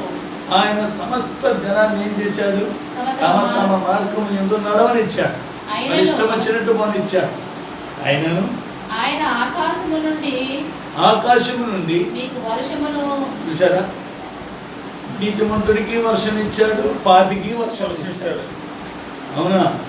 అందుకే వాక్యంలో చదువుకుంటున్నాం, ఆయన నీతిమంతుల మీదను అనీతిమంతుల మీదను వర్షములు కురిపింప చేస్తున్నాడు. అవునా కదా? నీతిమంతులకు ఆహారం ఇస్తున్నాడు, అనీతిమంతులకు ఆహారం ఇస్తున్నాడు. ఇప్పుడు న్యాయ పరిపాలన, అన్యాయమైన పరిపాలన, న్యాయ పరిపాలన. న్యాయము చేసేవాడు నీతిగా ప్రవర్తించి న్యాయంగా చెప్తున్నాడు. చదవండి. ఆయన ఆకాశము నుండి మీకు వర్షమును బలవంతములైన ఋతువులను దయచేయుచు ఆహారమును అనుగ్రహించుచు ఆహారము అందరికీ అనుగ్రహిస్తూ ఉన్నాడు. ఉల్లాసముతో మీ హృదయములను నింపుచు ఏం చేశాడు? నింపుచు మేలు చేయుట చేత ఎవరెవరికి చేశాడు? మేలు అందరికీ మేలు చేశాడు. గురించి సాక్ష్యము లేకుండా చేయలేదని బిగ్గరగా చెప్పిరి. ఆయనను గురించి సాక్ష్యం లేకుండా ఆయన చేయలేదని. ఆయన ఎలా పరిపాలించాడు? న్యాయము అనుసరించి పరిపాలిస్తున్నాడు. అందరూ ఒకే రీతిగా పరిపాలిస్తున్నాడు. యేసు ప్రభువు చోట చెప్పాడు కదా, ఆయన నీతిమంతుల మీదను అనీతిమంతుల మీదను వర్షమును కురిపిస్తున్నాడు. పాపుల మీదను పరిశుద్ధుల మీదను ఆయన ఏం చెప్తున్నాడు? వర్షమనే కాదు, అందరికీ ఆహారం ఇస్తున్నాడు, సమస్తము ఇస్తున్నాడు. దేవునికి స్తోత్రం. ఇప్పుడు ఈయన నీతిని న్యాయాన్ని జరిగిస్తూ ఉన్నాడు. దేవునికి స్తోత్రం కలుగునుగాక. చూసారా? తర్వాత నీతి న్యాయములను అనుసరించు. మరి ఏమనుంది? ఇర్మియా గ్రంథంలో నీతి న్యాయములను జరిగించు. భూమి మీద కృప చూపుచు నీతి న్యాయములు జరిగించుచున్న యెహోవాను నేనే అని గ్రహించి నన్ను పరిశీలనగా తెలుసుకున్నది బట్టి అతిశయింపవలెను. దేవుని గూర్చి తెలుసుకోవాలి, దేవుని గూర్చి గ్రహించాలి. ఇది దేవుని కార్యము, ఇది దేవుడు చేసినది అని దేవుని కార్యములన్నిటిని మనం గ్రహించగలిగితే దేవుడు మనలో ఆనందిస్తాడు. దేవునికి స్తోత్రములు కలుగునుగాక. మరలా మనము చదువుకుంటున్న సందర్భాలలో దేవునిని ఎరుగుట ఎలా? దేవుని తెలుసుకోవడం అంటే ఏంటి? దేవునిని తెలుసుకోవడం అంటే ఏంటి? నన్ను తెలుసుకుంటా కదా. ఏం చేస్తే ఆయన తెలుసుకోవటము? ఏమనున్నది? ఆయన మాట వినటమే ఆయన తెలుసుకోవడం. ఆయన మాట గైకొనడమే ఆయనను తెలుసుకోవటము అని దేవుని యొక్క వాక్యములు మనం చూస్తూ ఉన్నాం. మరలా ఆయన నీతి న్యాయములను అనుసరించి బీదలకు మనము న్యాయం చేసి వాళ్లకు ఉపకారం చేసి చేస్తే నీవు నన్ను తెలుసుకుంటా కాదా అన్నాడు. దేవుని యొక్క పరిశుద్ధమైన నామమునకు మహిమ కలుగునుగాక. ధర్మమును పాటించి నీతి న్యాయములను అనుసరించుటే నన్ను తెలుసుకునుట కాదా అని ఇర్మియా గ్రంథంలో దేవుడు ఇలాగూ చెబుతూ ఉన్నాడు. దేవునికి స్తోత్రములు కలుగునుగాక. ఆయన గురించి మనం తెలుసుకోవాలి. యేసు క్రీస్తు నామమును మనము ఎరుగుటయే ఏంటిదని జీవం. ఆయనను తెలుసుకునేటట్లు. చదవండి ఇర్మియా గ్రంథం 22వ అధ్యాయము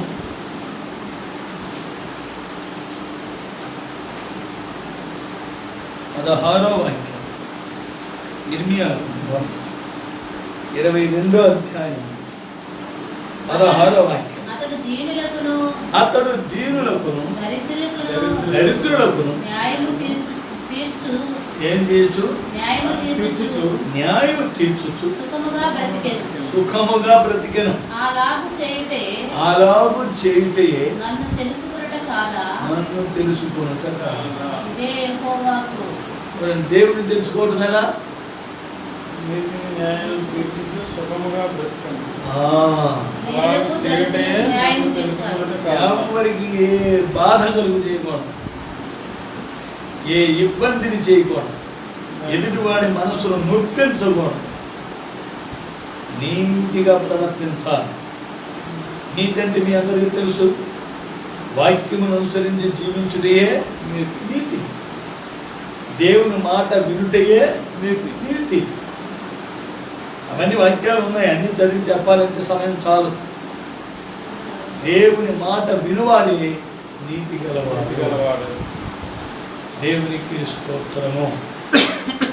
మాట వినుటయే నీతి.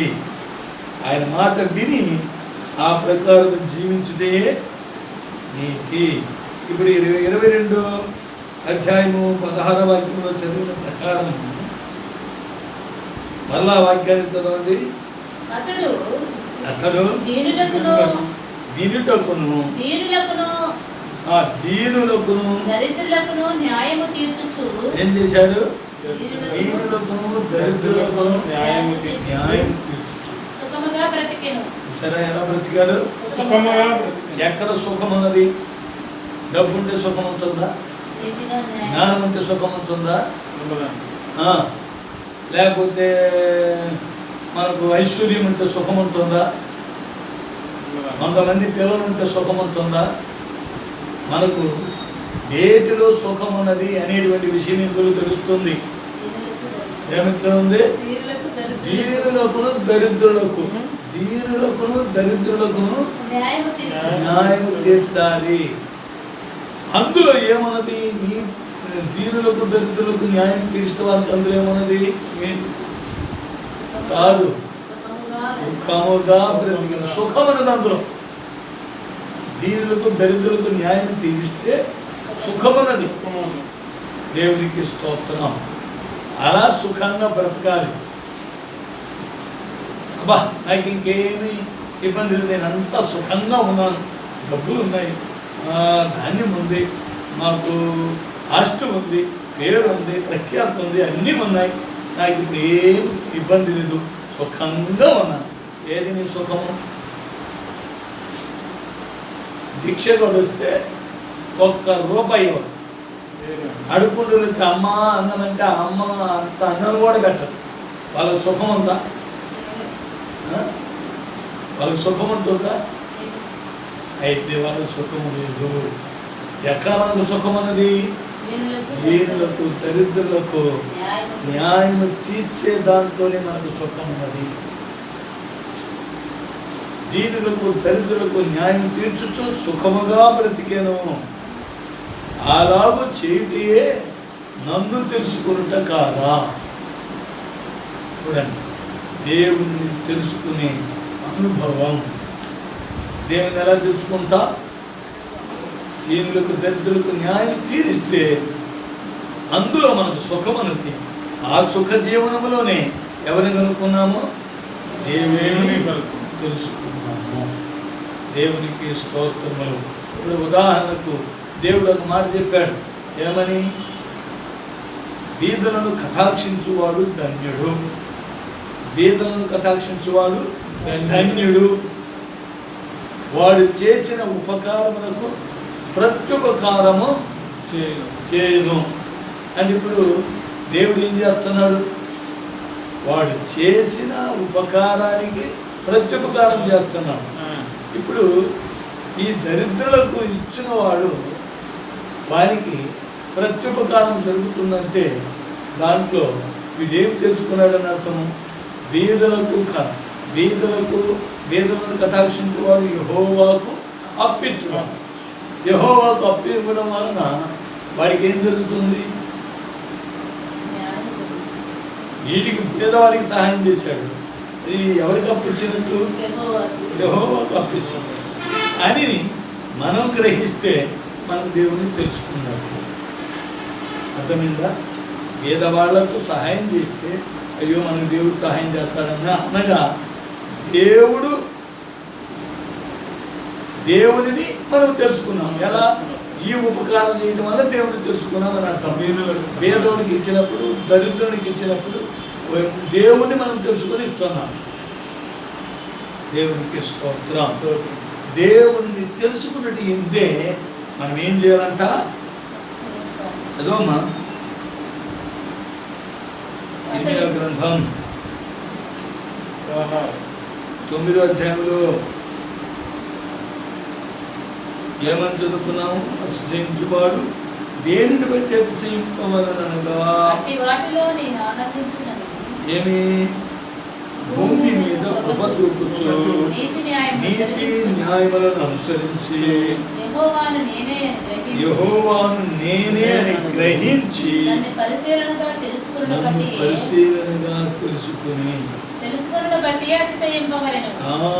దేవుని గురించి తెలుసుకున్నట్టు బట్టి మనము అతిశయింపవలెను. దేవునికి స్తోత్రం. చివరిగా ఒక వాక్యం చదువుకొని ముగించుకుందాం. దేవుని యొక్క పరిశుద్ధమైన నామమునకు మహిమ కలుగునుగాక. 1 కొరింథీయులకు రాసిన పత్రిక 1వ అధ్యాయము 1వ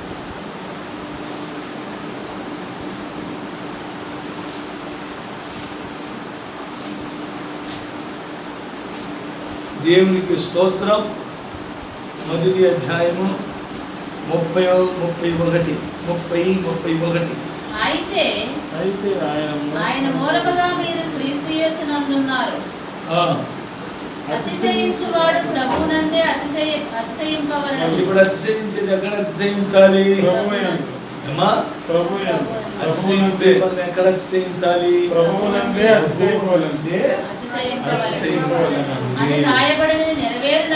రాయబడినది ఇప్పుడు ఎక్కడ అతిశయించాలి? మనం అందరం ప్రభువునందే అతిశయించాలి.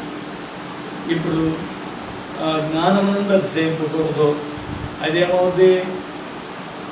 నశించిపోతుంది, నిర్వేడు అవుతాడు. మళ్ళీ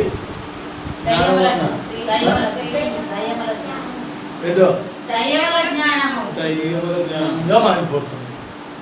మరి మళ్ళీ దానం ముందు, ఐశ్వర్యం ముందు, ఆ సూర్యుడు శౌర్యం ముందు అతిశయింపకూడదు. సూర్యులు ఏమవుతారు? తన సూరత్వం చేత జయించలేడు, తన బలవాడికి సహాయం చేయదు, ఏమవుతాడు? ఇవన్నీ కీర్తనల్లో ఉన్నాయి. సూర్యుడైన గొల్యాతు ఒక చిన్న రాయితో చచ్చిపోయాడు. గొప్ప సూర్యుడైన సౌలు తన కత్తి మీద పడి తెచ్చాడు. కత్తి రక్షిస్తుంది అనుకుంటే కత్తి వాడి ప్రాణాన్ని తీసేసి చూసారా? మరి మళ్ళీ మూడోది ఏంటి? కాదు ఐశ్వర్యమునందు అతిశయింపకూడదు. ఐశ్వర్యమునందు ఎందుకు అతిశయింపకూడదు? ఐశ్వర్యమును కోరేవాడు వాడెవడు? ఒకరిని కలిపి విస్తరించడం వల్ల జీవానికి మూలం కాదు. వాడు సమకూర్చుకుంటున్నాడంటే పెరుగు. అవునా? వెర్రోడు సమకూర్చి పెట్టుకున్నాడు అని అర్థం. అవునా? మరలా దేని ఎంత చేయించాలి? భూమి మీద కృప చూపచ్చు.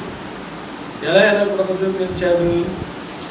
నినివే పట్టణం వారి మీద వాళ్ళు ప్రవర్తన మార్చుకొనగా, జీవితం మార్చుకొనగా వారి మీద కృప చూపించాడు. దేవునికి స్తోత్రం. అదే రీతిగా మరలా ఎవరిని కనికరిస్తానో, ఎవరి మీద కృప చూపిస్తానో వారి మీదనే కృప చూపిస్తాను. ప్రయాసపడు వాని వలనైనను, పొందగోరు వాని వలన అయినను కాదు, కానీ కరుణించు దేవుని వలననే. అక్కడ కరుణను ఉందా? ఏముంది? కరుణించు దేవుని వలననే. అది అక్కడ కృప. కనికరము అనగా కృప. దేవునికి స్తోత్రం. వీటి యందు మనము జ్ఞానమునందు, సౌకర్యమునందు ఆస్తి అతిశయింపకూడదు.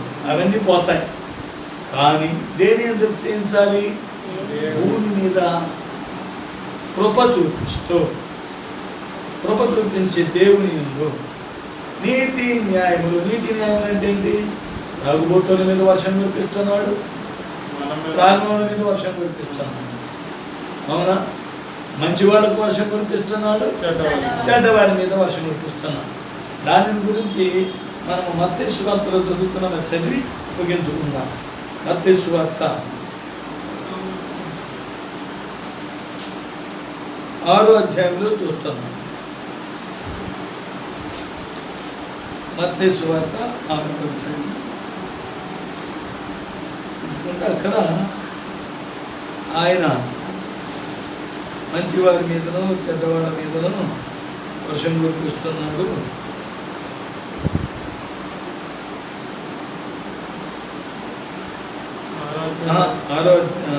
5వ అధ్యాయం 44 నుంచి చదవండి. 44 నుంచి. ఎందుకంటే వారు మంచోళ్ళకుని చెడ్డవాళ్ళకు ఒకే న్యాయం, నీతి న్యాయం పరిపాలిస్తున్నాడు దేవుడు. నేను మీతో చెప్పినది ఏమనగా, మీరు పరలోకమందున్న మీ తండ్రికి కుమారులై ఉండునట్లు మీ శత్రువులను ప్రేమించుడి, మిమ్మల్ని హింసించు వారి కొరకు ప్రార్థన చేయుడి. ఆయన చెడ్డవారి మీదను మంచివారి మీదను తన సూర్యుని ఉదయింపజేసి నీతిమంతుల మీదను అనీతిమంతుల మీదను వర్షము కురిపించుచున్నాడు. ఇప్పుడు అర్థమైందా? నీతిగా పరిపాలిస్తున్నాడా? న్యాయంగా సహాయం చేస్తున్నాడా? అందుకే భూమి మీద నీతి న్యాయం కృప చూపుచు నీతి న్యాయములను పరిపాలించు. నీతి న్యాయములు చదవండి పదము. నీతి న్యాయములు గల దేవుని యందే చదవండి.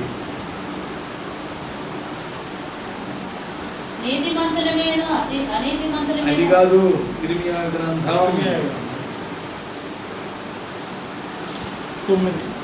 భూమి మీద కృప చూపుచు నీతి న్యాయములను అనుసరించుచున్న యెహోవాను నేనే అని గ్రహించి పరిశీలనగా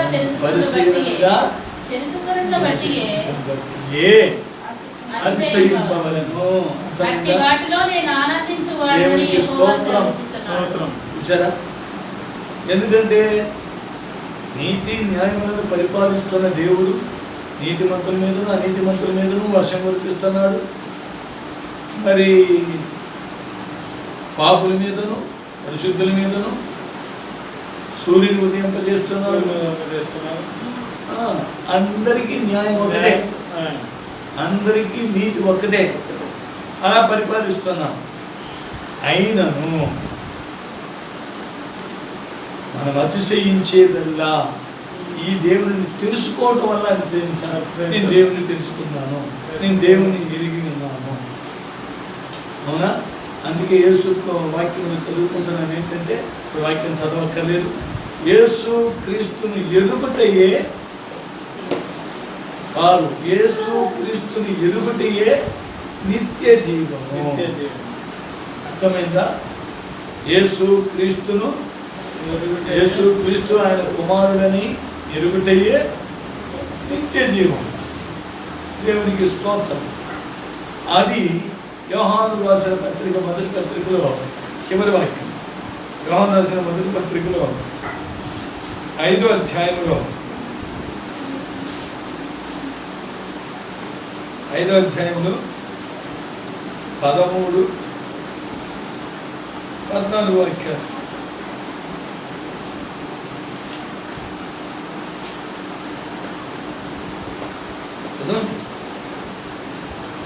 బబులోనులో నీ వలె యోహాను రాసిన మొదటి పత్రిక, యోహాను రాసిన మొదటి పత్రిక 5వ అధ్యాయం. నామమందు విశ్వాసం ఉంచు మీరు నిత్య జీవము గలవారని తెలుసుకున్నట్లు నేను ఈ సంగతులను మీకు రాయుచున్నాను.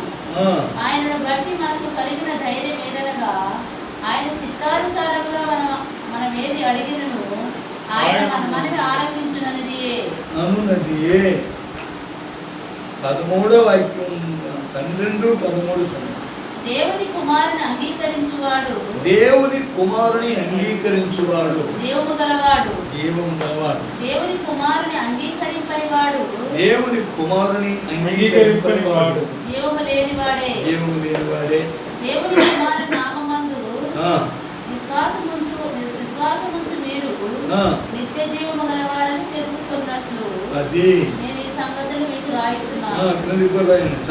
ఆయనను బట్టి మనకు కలిగిన ధైర్యం ఏదనగా ఆయన చిత్తానుసారముగా మనం ఏది అడిగినో ఆయన మన మనవి ఆలకించుననిదియే.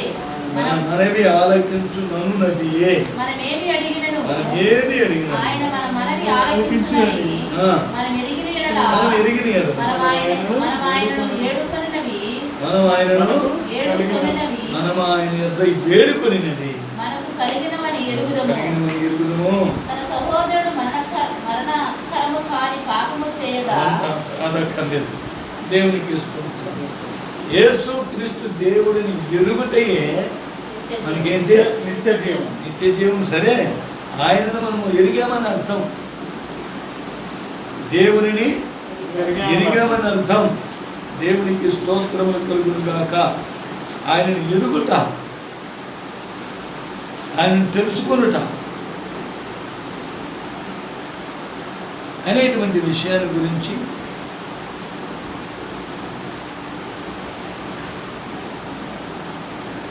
మనము వాక్యములో చదివితే ఆయనను తెలుసుకుంటా ఎలా ఉంటుంది అనే విషయాన్ని యోహాను సువార్త 14వ అధ్యాయం, యోహాను సువార్త 14వ అధ్యాయంలో చాలా స్పష్టంగా ఉంది. ఆయన ఎరుగుటమంటే నన్ను తెలుసుకుంటా.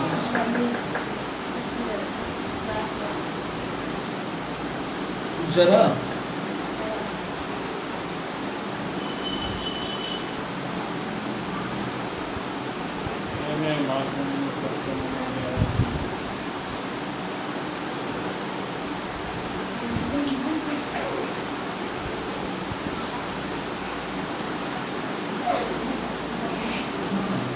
తర్వాత దేవుని యొక్క పరిశుద్ధమైన నామమునకు చదవండి 23:24. యేసు ఒకడు నన్ను ప్రేమించిన యెడల వాడు నా మాట గైకొనును. నా తండ్రి వారిని ప్రేమించును. మేము వారి యొద్దకు వచ్చి వారి వద్ద నివాసము చేతును. నన్ను ప్రేమింపని వాడు నా మాటలు గైకొనడు. మీరు పిలిచిన మాట నా మాట కాదు, నన్ను పంపిన తండ్రిదే. నేను మీ యొద్ద ఉండగానే ఈ మాటలు మీతో చెప్పినది. ఆదరణకర్త అనగా తండ్రి నా నామమున పంపబోవు పరిశుద్ధాత్మ సమస్తమును మీకు బోధించి నేను మీతో చెప్పిన సంగతులన్నీ మీకు జ్ఞాపకము చేయును. శాంతి మీకు అనుగ్రహించి వెళ్ళుచున్నాను. నా శాంతినే మీకు అనుగ్రహించుచున్నాను. లోకం ఇచ్చినట్టుగా నేను మీకు అనుగ్రహించడం లేదు. మీ హృదయమును కలవరపడనీయకుడి, వెరవనీయకుడి. నేను వెళ్ళి మీ వద్దకు వచ్చేదనని మీతో చెప్పిన మాట మీరు ఇంటిది కదా. తండ్రి నాకంటే గొప్పవాడు కనుక మీరు నన్ను ప్రేమించినగా నేను తండ్రి వద్దకు వెళ్ళుచున్నానని మీరు సంతోషించుదురు. ఈ సంగతి సంభవించినప్పుడు మీరు నమ్మవలనని అది సంభవింపక ముందే మీతో చెప్పుచున్నాను. దేవునికి స్తోత్రము. ఇప్పుడు యేసుక్రీస్తు మాట వినేవాడే ఎవడాడు? యేసుక్రీస్తును ఎరిగినవాడు. ఆయన మాట వింటే చాలు, ఆయన తిరిగినట్లే. దేవునికి స్తోత్రం. ఆయన మాట విననివాడు ఆయన ఎరగలేదు. దేవునికి స్తోత్రం. కాబట్టి మనమందరము అతిశయించుట ఎక్కడ అతిశయించాలి? దేవుని మొదటి కొరింథీలో చదువుతూ మళ్ళీ వేరే చోటికి వెళ్ళిపోయాము. మొదటి కొరింథీ 1వ అధ్యాయము 30-31లో ప్రభువునందే అతిశయం. చదవండి.